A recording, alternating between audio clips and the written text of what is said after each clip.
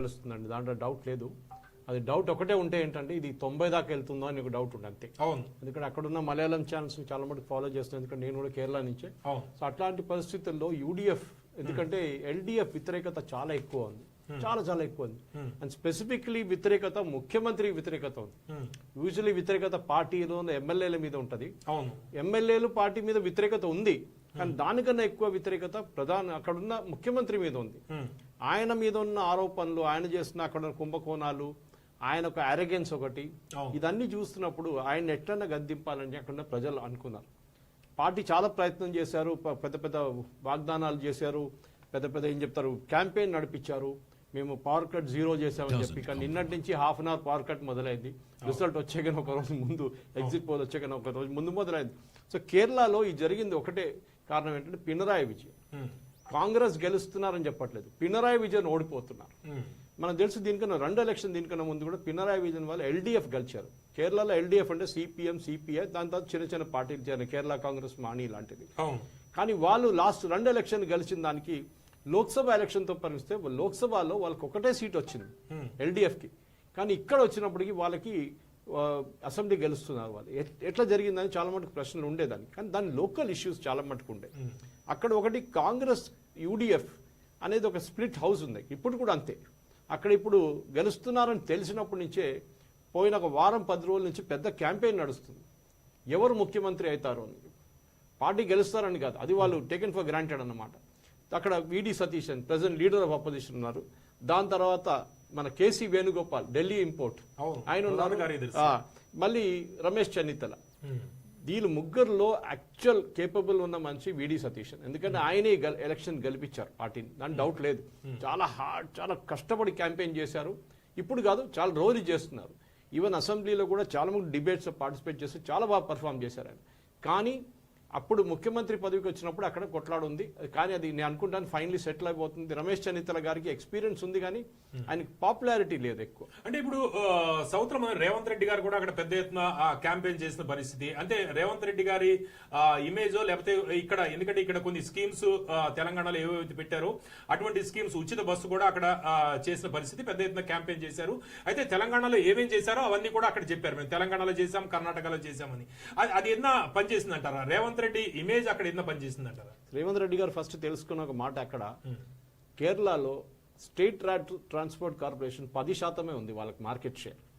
10% బస్సులు ఉన్నాయి వాళ్ళకి, 90% ప్రైవేట్ సెక్టర్ బస్సెస్. దాంట్లో ఫ్రీ ట్రావెల్ లేదు, గవర్నమెంట్ అనుమతించరు, అక్కడున్న బస్సు వాళ్ళు కూడా అనుమతించారు. సో ఆ స్కీమ్ మొత్తం ఫ్లాప్. కేరళలో డబ్బులు ఇచ్చి బస్సులో వెళ్తారు, వాళ్ళకి ప్రాబ్లం లేదు అక్కడ.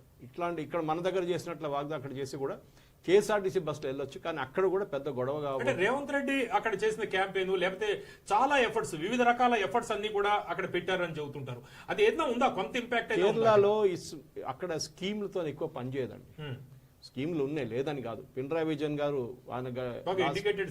ఎడ్యుకేటెడ్ ఒకటి, ఇంకోటి వాళ్ళకి తెలిసిపోతుంది చాలా క్లియర్ గా. ఎందుకంటే దీనికన్నా ముందు పినరాయి విజయన్ గారు కిట్ ఇస్తారు, అది ఓనం టైంలో, మన దగ్గర బతుకమ్మ టైంలో ఇస్తారు, క్రిస్మస్ టైంలో ఇస్తారు, ఈవెన్ ఈద్ టైంలో ఇస్తారు చూడండి. అట్లనే అక్కడ కూడా కిట్లు ఇస్తారు.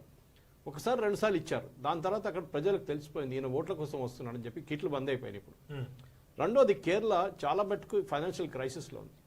ఇప్పుడు ఎలక్ట్రిసిటీ క్రైసిస్ చూస్తున్నాం, కరెంట్ కొనడానికి వాళ్ళ దగ్గర డబ్బులు లేవు, ఎంప్లాయీస్ శాలరీస్ డిలే అవుతుంది. ఎందుకంటే అక్కడ కన్స్యూమర్ స్టేట్ అది, అక్కడ ప్రొడక్షన్ ఏం లేదు, అది పెద్ద ప్రాబ్లం అనమాట, కన్స్యూమర్ స్టేట్ అది. ఓకే, ఇక్కడ సురేష్ గారు, ఇక్కడ ఎల్డిఎఫ్ కి యూడిఎఫ్ కి మన నెంబర్ ఆఫ్ సీట్స్ ఎక్కువగా కనిపిస్తున్నాయి. ఇక్కడ పర్సంటేజ్ ఒకసారి మనం చూసుకుందాం, కేవలం 2% కనిపిస్తుంది. LDF 39.5, UDF 41.5.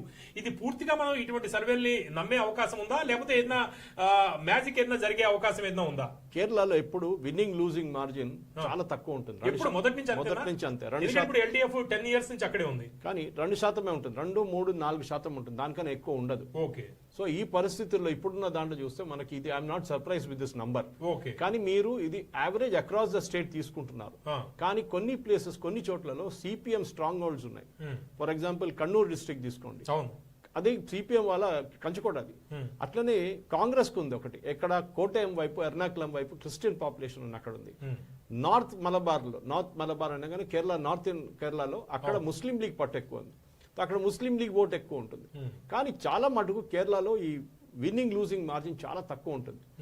లాస్ట్ 2 ఎలక్షన్లోనే ఇది కొంచెం అక్కడిక్కడ మారింది కానీ ఎక్కువ మారలేదు. అప్పుడు మీరు లోక్సభ ఎలక్షన్ చూసినప్పుడు నంబర్ ఎక్కువ ఉంటుంది, ఎందుకంటే కాన్స్టిట్యున్సీ చాలా పెద్దగా ఉంటుంది. 6 అసెంబ్లీ 7 అసెంబ్లీ సెగ్మెంట్ ఉంటాయి. కానీ లోక్సభకు వచ్చేటప్పుడు డిఫరెంట్ ఉంటుంది, అసెంబ్లీకి వచ్చేటప్పుడు అలాగే ఉంటుంది. సో ఇప్పుడున్న పరిస్థితుల్లో నేను అనుకుంటాను ఇది పెద్ద ఫిగర్ డిఫరెన్స్ ఉండదు. ఈ నంబర్ కరెక్టే, కానీ ఎల్డీఎఫ్ కి నా అంచనా ప్రకారం ఇంకా తక్కువ వస్తుంది సీట్లు, ఇంకా తక్కువ వస్తుంది. వాళ్ళు 50-55కు చాగిపోతారు, ఇక్కడ పెరుగుతుంది అప్పుడు. రైట్ సురేష్ గారు, ఇప్పుడు బీజేపీ గురించి మనం మాట్లాడదాం. ఎందుకంటే బీజేపీ ప్రధాన ప్రత్యామ్నాయం అనేది, మెయిన్ ఆల్టర్నేట్ అనేది ఎక్కువగా ఫోకస్ చేశారు. దాంతోపాటు డబుల్ ఇంజిన్ సర్కార్ అనేది కూడా చాలా చేశారు. అయితే యూడీఎఫ్ ఎల్డీఎఫ్ అనుకున్నా కూడా బీజేపీలో చాలా మంది కేరళలో మంచి ప్రభావం చూపిస్తాము అని చెప్పారు. అంటే వాళ్ళు అధికారంలోకి వస్తారా రారా అనే విషయం పెడితే ఎక్కువ ప్రభావం చూపిస్తామని చెప్పారు. అయితే ఇక్కడ మనం బీజేపీ పర్సంటేజ్ చూస్తే 15% ఉంది. అది పెరిగిందా తగ్గిందా అనేది మీరే చెప్పాలి, ఎందుకంటే మీరు కూడా అక్కడ వాళ్లే కాబట్టి. బీజేపీ 3 to 4 సీట్స్ రాబోతున్నాయి అనేది, ఇది వాళ్ళు ఇంప్రూవ్ అయ్యారని భావించాలా కేరళలో? ఎట్లా ఉంది మీ అభిప్రాయం ఏంటి? అది రీటైన్ చేసుకున్నారు అంతే.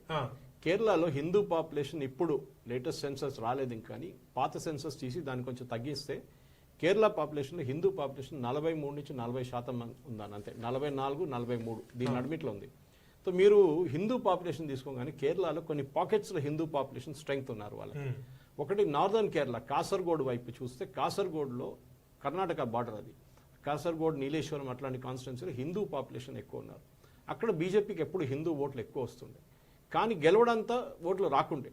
ఒకసారి మన ఈయన ఫార్మర్ ప్రెసిడెంట్ గెలిచినప్పుడు కూడా అక్కడ కేరళలో, అది కూడా వాళ్ళ ఏం చెప్తారు బీజేపీ ప్రెసిడెంట్, ఆయన అక్కడ వచ్చినప్పుడు కూడా ఆయనకు కూడా 83 ఓట్లతో ఓడిపోయారు ఆయన. అట్లాంటి పరిస్థితి. అదే సేమ్ టైంలో త్రిశూర్లో సురేష్ గోపి గెలిచారు. Thrissur is my home town. ఎట్లా గెలిచారు? అక్కడ హిందూ పాపులేషన్ గెలవడానికి ఉన్న ఓట్లు ఆయనకి రావు, క్రిస్టియన్ పాపులేషన్ ఓటేశారు ఆయనకి. వాళ్ళేమంటున్నారు, మేము బీజేపీ అని ఓటు వేయలేదు, సురేష్ గోపి అని ఒక మంచి ఓటేసామంటున్నారు. అది బహుశా కరెక్ట్ ఉండొచ్చు. దాని తర్వాత మీరు చూస్తే స్ట్రెంగ్త్ ఉన్నది పాలక్కాడ్, త్రిశూర్ పక్కన ఉన్న డిస్ట్రిక్ట్ పాలక్కాడ్, అది కోయంబత్తూర్ పక్కన బార్డర్ డిస్ట్రిక్ట్ అనమాట. అక్కడ హిందూ పాపులేషన్ చాలా ఎక్కువ ఉన్నారు. ఇన్ఫాక్ట్ పాలక్కాడ్ మున్సిపాలిటీ బీజేపీ దగ్గర ఉంది, 3 సార్లు నుంచి ఇప్పుడు గెలిచారు వాళ్ళు. ఈ లేటెస్ట్ మున్సిపల్ ఎలక్షన్ కూడా గెలిచారు వాళ్ళు. అక్కడ దీనికన్నా ముందు ఈ శ్రీధరన్ గారు నిలబడి, మీకు గుర్తుంటుంది, మెట్రో మ్యాన్, కానీ ఆయన ఓడించారు. అది ఎట్లా చేస్తారంటే కమ్యూనిస్టు కాంగ్రెస్ ఇదే స్టేట్ లో ఉండదు, బహుశా కేరళనే ఉంటుంది. కమ్యూనిస్ట్ కాంగ్రెస్ అంటే ఎల్డీఎఫ్ యూడీఎఫ్ ముందే మాట్లాడుకుంటారు. వాళ్ళు అంటారు బీజేపీ ఏ టీం, బి టీం వీళ్ళది, వాళ్ళది బి టీం బీజేపీ అంటారు. కానీ సిపిఎం వీళ్ళిద్దరు నడిమిట్లో చాలా మంది కోఆర్డినేషన్ ఉంది. ఎందుకంటే వాలయార్ రివర్ క్రాస్ చేయగానే తమిళనాడుకి వెళ్ళిన తర్వాత వీళ్ళిద్దరు ఫ్రెండ్స్ అయిపోతారు అక్కడ. వీళ్ళేం చేస్తారంటే ఇప్పుడు గెలిచే సీట్లో సపోజ్ సిపిఎం స్ట్రాంగ్ ఉన్నారు కానీ 2వ స్థానంలో వస్తారు, అక్కడ కాంగ్రెస్కి ఎక్కువ ప్రసక్తి లేదన్నప్పుడు ఏం చేస్తారు, బీజేపీ గెలవడానికి ట్రై అయిన ఛాన్స్లో కమ్యూనిస్ట్ ఓట్లు, కమ్యూనిస్ట్ వాళ్ళు 2nd, 3rd పొజిషన్కి వస్తున్నారంటే వాళ్ళ ఓట్స్ అన్ని 2nd పొజిషన్ ఉన్న కాంగ్రెస్ కి ట్రాన్స్ఫర్ చేసేస్తారు. అదే జరిగింది లాస్ట్ టైం శ్రీధరన్ గారితో. ఆయన డెఫినెట్ గా గెలుస్తుండే, కానీ ఈ ఓట్ ట్రాన్స్ఫర్ జరిగింది అక్కడ.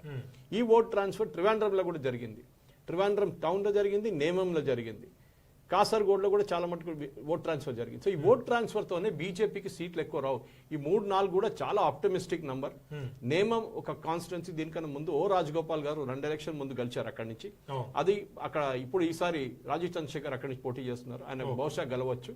కానీ అక్కడ మెయిన్ గా ఏంటంటే బీజేపీ వ్యతిరేకత అనేది, అక్కడ ఈ పార్టీలు ఇద్దరు కలిసి బీజేపీని ఓడిస్తారు. కానీ ఈసారి ట్రివాండ్రంలో మీకు గుర్తుంటుంది, తిరువనంతపురంలో బీజేపీ అక్కడ ఉన్న మున్సిపల్ కార్పొరేషన్ గెలిచారు వాళ్ళు. 42 సంవత్సరాల తర్వాత ఎల్డీఎఫ్ ని గద్దెంపిన బీజేపీ అక్కడ పవర్ లో వచ్చారు ఈసారి. అది పెద్ద ఒక మార్పు. కానీ అది ట్రివాండ్రం టౌన్. మీరు ట్రివాండ్రం టౌన్ క్రాస్ చేసి బయటకు వెళ్ళంగానే మళ్ళీ అక్కడ ఫర్ ఎగ్జాంపుల్ వెడింజం వైపు వెళ్తే అది కోస్టల్ కమ్యూనిటీ వచ్చేస్తుంది. అక్కడ నాడార్ క్రిస్టియన్స్ ఉన్నారు, లాటిన్ క్రిస్టియన్స్ ఉన్నారు, అక్కడ బీజేపీకి ఓటు రావు. ఓకే, మీ మోదీ గారు పార్టీ పెట్టినా, క్రిస్మస్ పార్టీ అటెండ్ చేసినా, ఏం చేసినా కానీ ఓట్లు వేయరు. ఓకే, అస్సాం గురించి మనం